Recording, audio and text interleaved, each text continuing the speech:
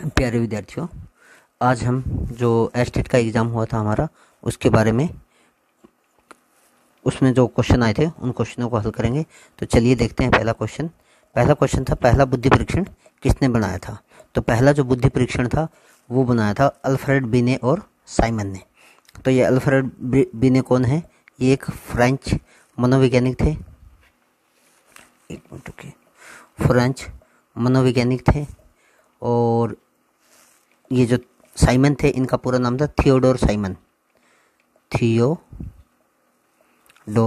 Simon ने। और ये 1904 में इन्होंने पहला बुद्धि परीक्षण बनाया था। तो चलिए अगला प्रश्न देखते हैं।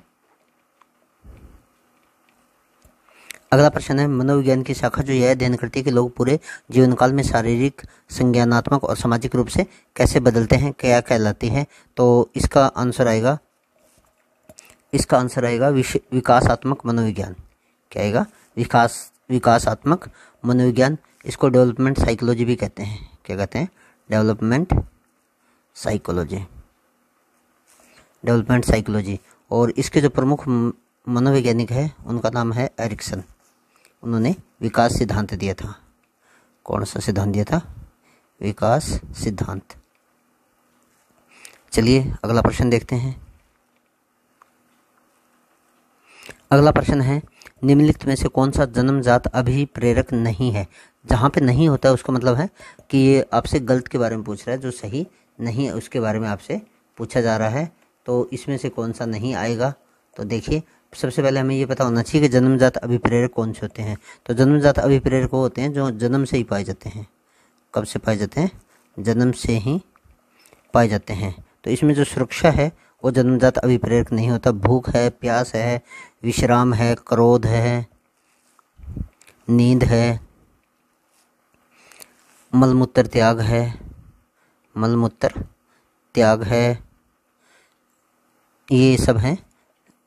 जो इसमें सेक्स भी होता है, जिसे हम काम कहते हैं, ये सब क्या होते हैं? जन्मजात अभिप्रेरक होते हैं। लेकिन इसमें सुरक्षा है वो जन्मजात अभिप्रेरक नहीं होता है। तो चलिए अगला प्रश्न देखते हैं। अगला प्रश्न है, यह किसने कहा कि किशोरावस्था दबाव, तनाव, तूफान और संघर्ष की अवस्था है। तो ये कही थी स्टेनले हॉल ने। किसने कही थी? स्टेनले हॉल ने कही थी। और ये जो किशोरावस्था होती है वो 13 वर्ष की अवस्था में होती है। किसकी अवस्था में होती है? 13 वर्ष की अवस्था में होती है। और इंग्लिश में इसे अडोलसेंस कहते हैं। अगला प्रश्न है हमारा, निम्नलिखित में से कौन सा गैने द्वारा प्रदत्त अधिगम सोपानिकी सिद्धांत का उच्चतम स्तर है। तो इसका सबसे उच्चतम स्तर होता है समस्या समाधान अधिगम। छठा प्रश्न है, निम्नलिखित में से कौन सी व्यक्ति मापन की अप्रक्षेपी तकनीक है। तो व्यक्तित्व मापन की अप्रक्षेपी तकनीक कौन सी है इसमें से? तो इसमें से है समाजमितीय प्रविधि। तो ये प्रक्षेपी तकनीक है। ये जो प्रक्षेपी जो तकनीक है ये 1939 में फ्रैंक ने विकसित की थी। इसके अंदर क्या किया था इन्होंने? इसमें इन्होंने जो प्रक्षेपी तकनीक है उसमें इन्होंने इस तरह से किया था कि किसी भी समस्या के समाधान के लिए उत्तेजित करने वाली स्थिति पैदा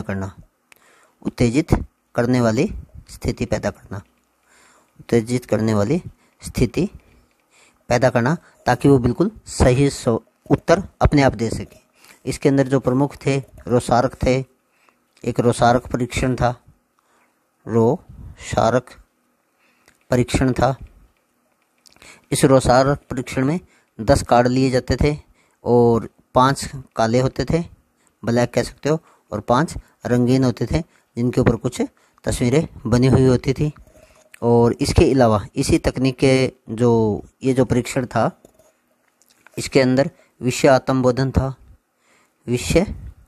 आत्मबोधन, शब्द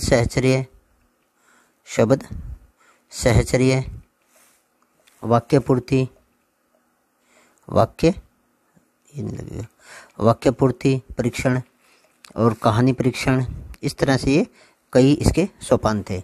तो इसके अंदर से जो ये दूसरा है हमारा समजातीय प्रविधि, ये नहीं था। तो चलिए अगला प्रश्न देखते हैं।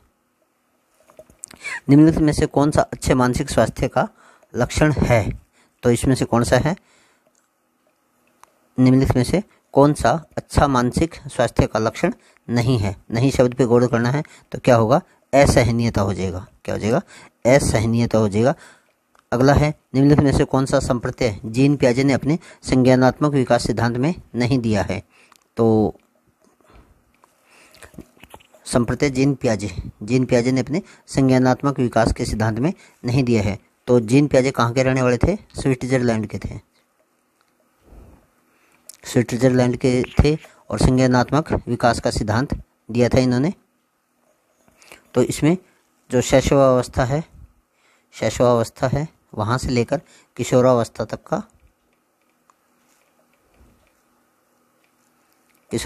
का अध्ययन किया जाता है। और इनकी पुस्तक है language of thought of a child, language of thought of a child, ये इनकी पुस्तक है जीन पियाजे की। ये भी आपको पता होना चाहिए। और इन्होंने एक स्कीमा नाम की अवधारणा भी दी थी, स्कीमा, ये भी कई बार एग्जाम में पूछ लिया जाता है। स्कीमा नाम की अवधारणा किस मनोवैज्ञानिक की है? और language of thought of a child, ये किसकी पुस्तक है? जीन पियाजे की है। तो इस पुस्तक में उन्होंने संतुलीकरण है, आत्मीकरण है, समंजन है, इस तरह की जो सोपान बताए थे। तो इसमें से क्या नहीं था? इसमें सांकेतिक नहीं था। जो हमारा प्रश्न है, जीन पियाजे ने अपने संज्ञानात्मक विकास सिद्धांत में कौन सा संप्रत्यय नहीं दिया था? तो कौन सा संप्रत्यय नहीं था? सांकेतिक वाला नहीं था। तो चलिए अगला प्रश्न देखते हैं। निम्नलिखित में से कौन सा एक चरण चरित्र के विकास के संदर्भ में जेम्स ड्रेवर द्वारा निर्धारित चरणों में से नहीं है? तो जेम्स ड्रेवर है, ये कहाँ के रहने वाले थे? स्कॉटलैंड के रहने वाले थे। कहाँ के रहने वाले थे? स्कॉटलैंड के रहने वाले थे। कहाँ पे ये स्कॉटलैंड? यूनाइटेड किंगडम में, इंग्लैंड के अंदर है। कहाँ है? यूनाइटेड किंगडम के अंदर है। तो चरित्र के विकास के निर्धारित चरणों में से कौन सा नहीं है? तो क्या है? अपरिष्कृत संवेगों का चरण नहीं आता इसके अंदर। बाकी सारे हैं लेकिन ये नहीं आता। तो अगला देखते हैं। संज्ञानात्मक विकास के सामाजिक सांस्कृतिक सिद्धांत के जनक कौन थे? तो कौन थे इसके सिद्धांत के जनक? लेव वाइगोत्स्की। क्या नाम था इनका? लेव वाइगोत्स्की। तो अगला प्रश्न देखते हैं। निम्नलिखित में से कौन से व्यक्तित्व मापन की प्रक्षेपी प्रविधि नहीं है? तो ये व्यक्तित्व मापन की जो प्रक्षेपी प्रविधि है, ये हमने अभी थोड़ी देर पहले ही देखी है कि प्रक्षेपी विधि है, उसको किसने किया था? 1939 में फ्रैंक नामक मनोवैज्ञानिक ने किया था। किसने किया था? फ्रैंक ने किया था। तो इसमें क्या था? विधि नहीं है। तो इसमें कौन सा है? वुडवर्थ का व्यक्तिगत दत्तपत्र इसके अंदर शामिल नहीं है। और वुडवर्थ कहाँ के थे? इंग्लैंड के रहने वाले थे। कहाँ के रहने वाले थे? इंग्लैंड के रहने वाले थे। तो चलिए 12वां प्रश्न देखते हैं। कौन सा कैटल द्वारा प्रतिपादित? कैटल, ये एक मनोवैज्ञानिक थे, इनका पूरा नाम था रेमंड कैटल। तो इनके जो रेमंड कैटल थे, इन्होंने 16 व्यक्तिगत कारक बताए थे, व्यक्तित्व कारक बताए थे, जिसके अंदर था सार तत्व है, आशंका है, प्रभुत्व है, जीवन शैली है,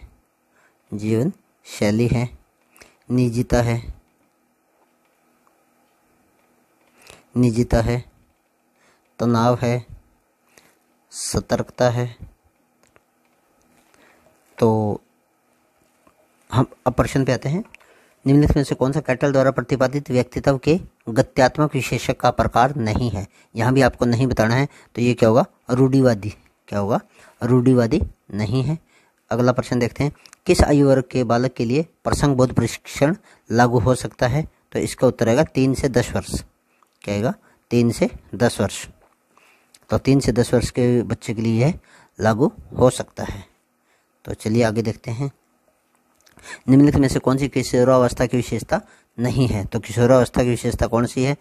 जो किशोरावस्था विशेषता होती हैं उनमें कौन कौन सी होती हैं? शब्दकोश बढ़ जाता है, ये नहीं होता। क्यों?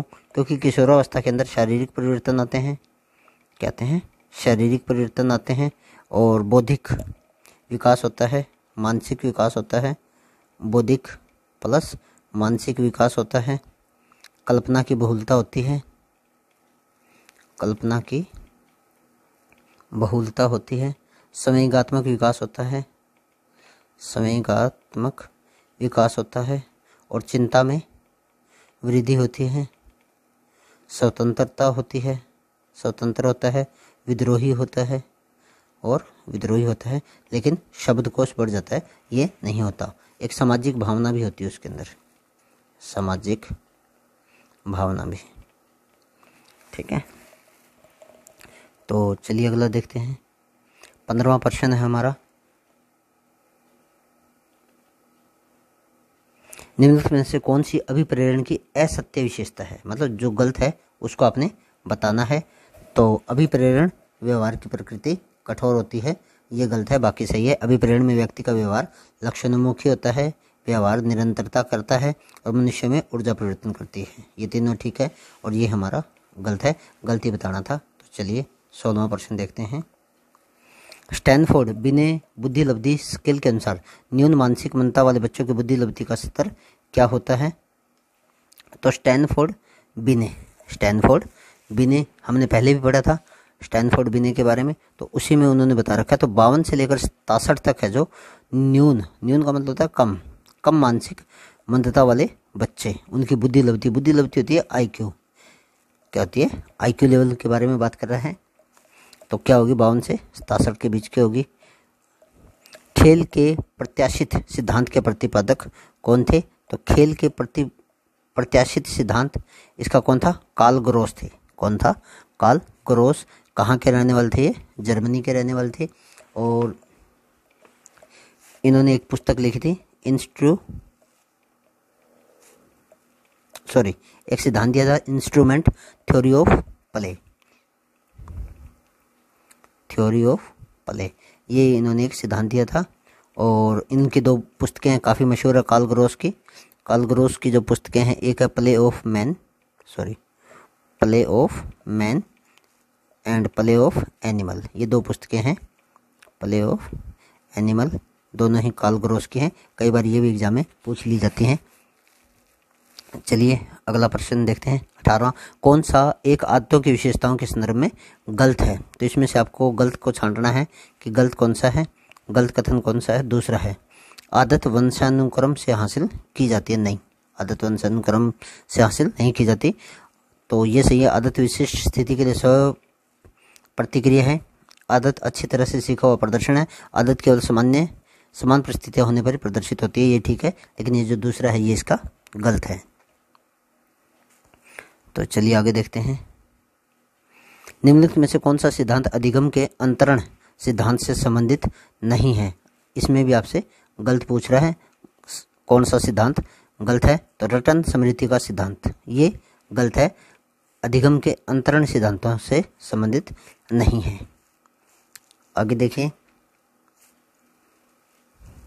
20वां। निम्नलिखित में से कौन सा थॉर्नडाइक के संबंधवाद सिद्धांत का अन्य नाम नहीं है? तो थॉर्नडाइक कहाँ के थे? USA के थे। कहाँ के थे? USA यानी यूनाइटेड स्टेट अमेरिका के थे। और प्रयास व त्रुटि का सिद्धांत दिया था। कौन सा दिया था? प्रयास व त्रुटि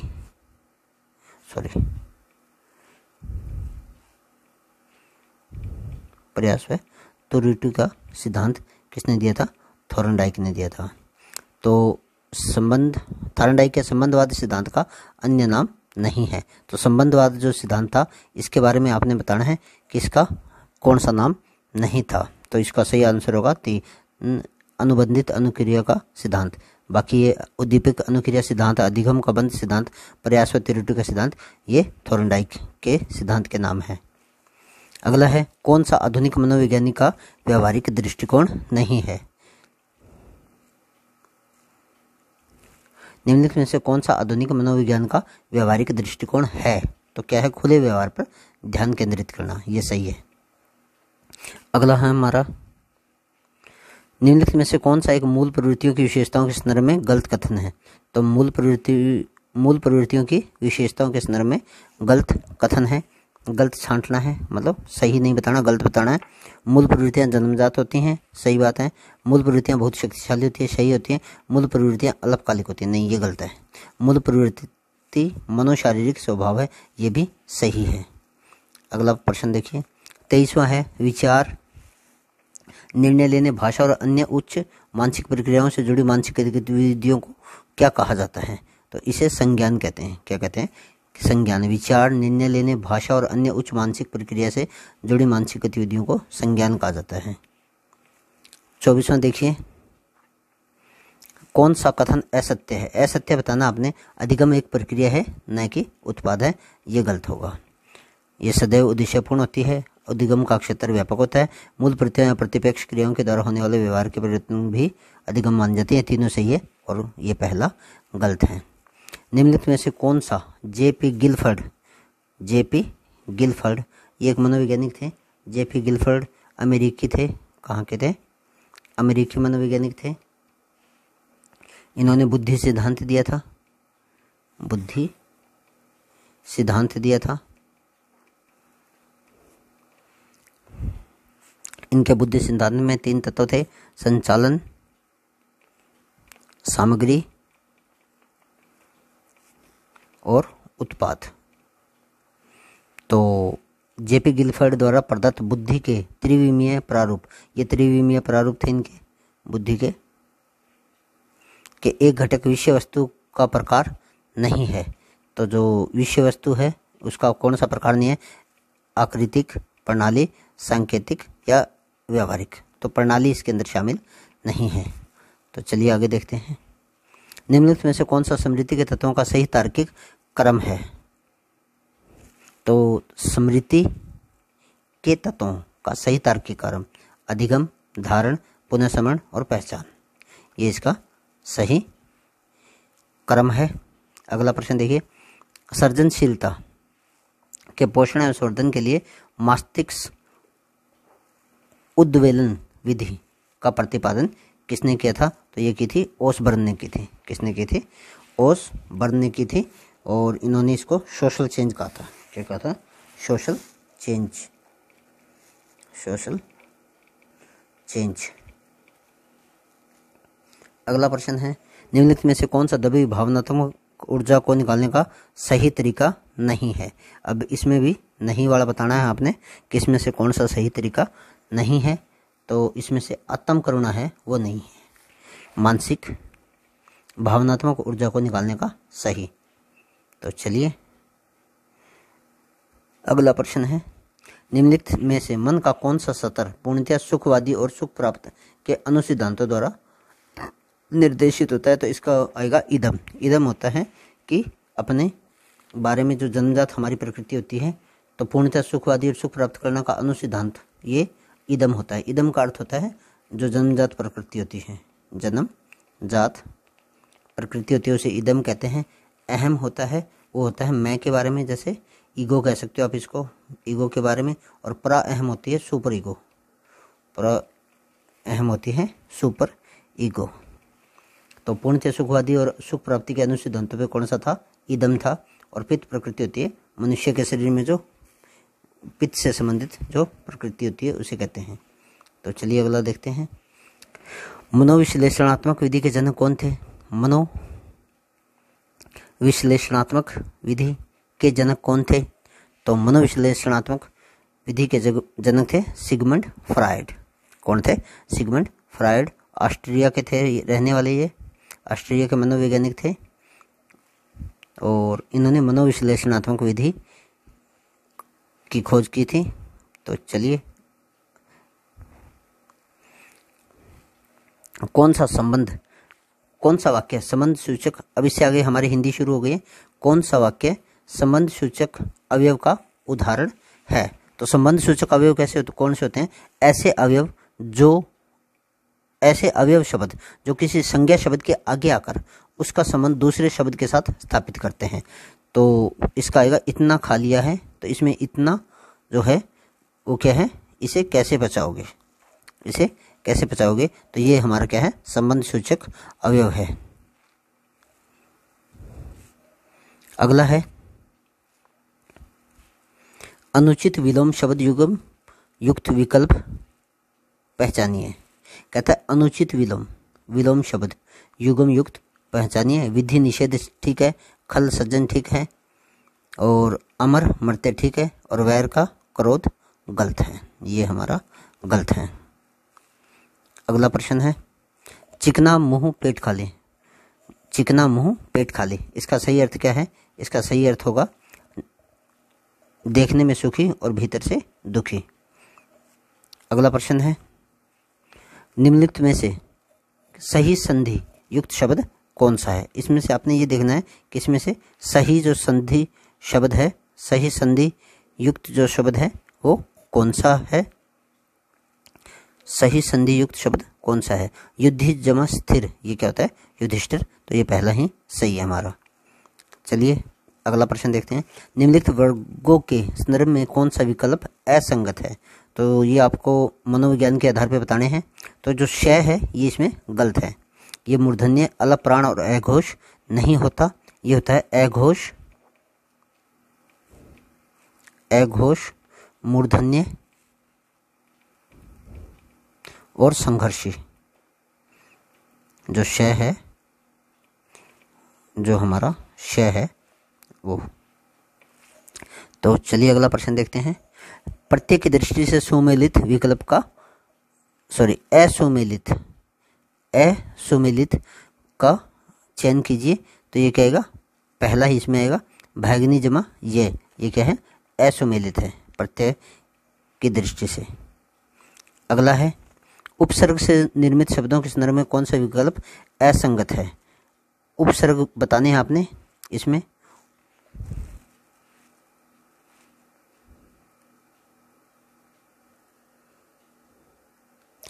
उपसर्ग से निर्मित शब्दों के संदर्भ में कौन सा विकल्प असंगत है? तो इसमें परि का जो पर्यंक है, परिभाषिक है, परिवेषण है, सही है। अति है, ये भी सही है। अतियुक्त, अतीत, अत्यावश्यक, और अन, अनसूर्य, अनधिकार, अनशन, और प्रति, प्रत्ययन, प्रतीक्षा, ये इसमें हमारा असंगत विकल्प है। क्या है?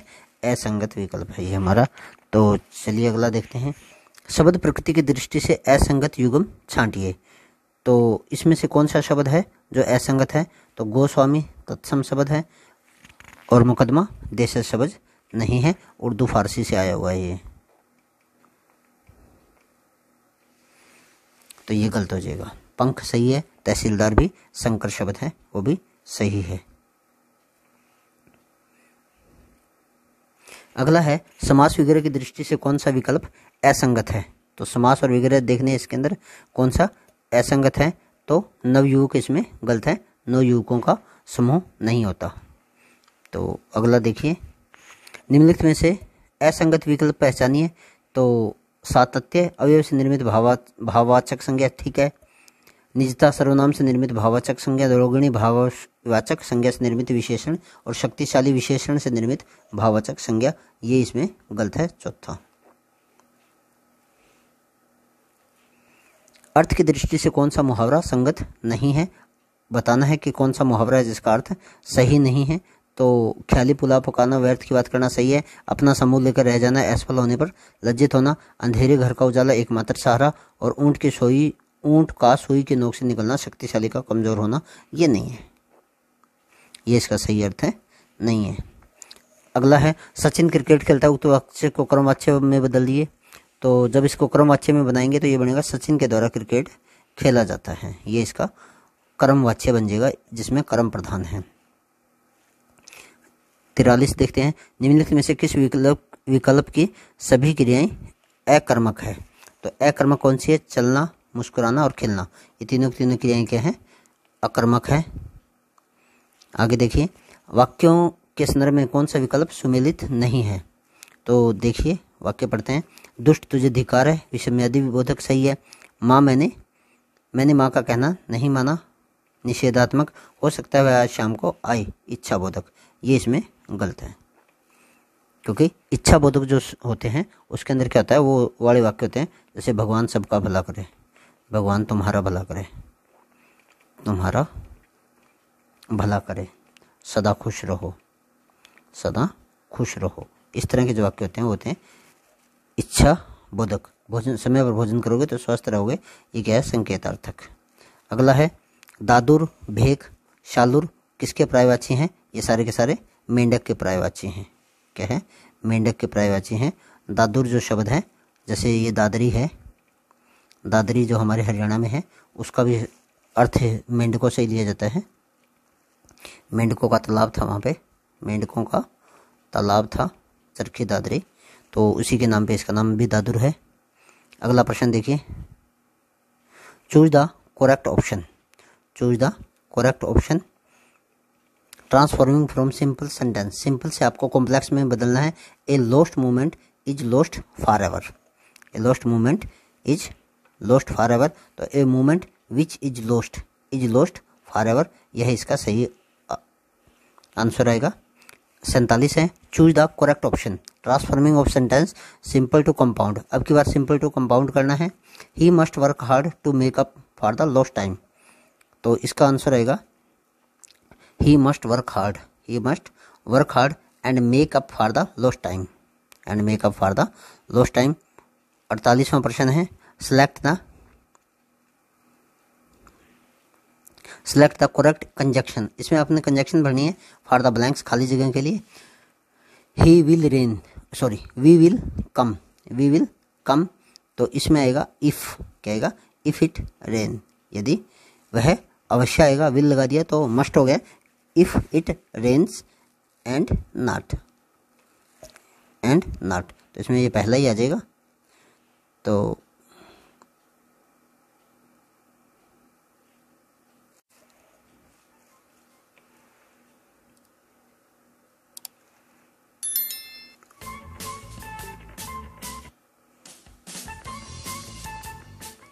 लाइक व चैनल को सब्सक्राइब कर दीजिए और साथ में बेल आइकॉन भी दबा दीजिए।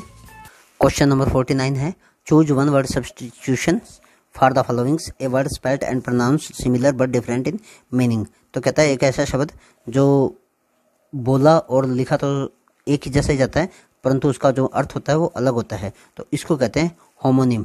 क्या कहते हैं? होमोनिम कहते हैं। तो अगला प्रश्न है हमारा, अंतिम प्रश्न है, change the following sentence into reported speech by choosing the correct option. If you want to smoke, you shall have to go upstairs, said the landlord. If you want to smoke, यदि तुम धूम्रपान करना चाहते हो, you shall have to go upstairs, तो तुम्हें ऊपर चले जाना चाहिए, said the landlord। तो इसका आएगा तीसरा आ जाएगा, the landlord said that, the landlord said that। if वाले में if ही आ जाता है, if he you है तो वो चेंज हो जाएगा किसके अनुसार, जो टीनेंट है उसके अनुसार। तो इफ को किस में बदल देंगे, ही में, he would want to smoke, he would go upstair, he would want to, if he would want to smoke he would upstair. तो इसी के साथ हमारी आज की ये वीडियो समाप्त होती है। उम्मीद करता हूँ आपको पसंद आएगी। अगर पसंद आए तो थैंक यू, और अगर आपको कोई बात पूछनी हो तो आप नीचे कमेंट में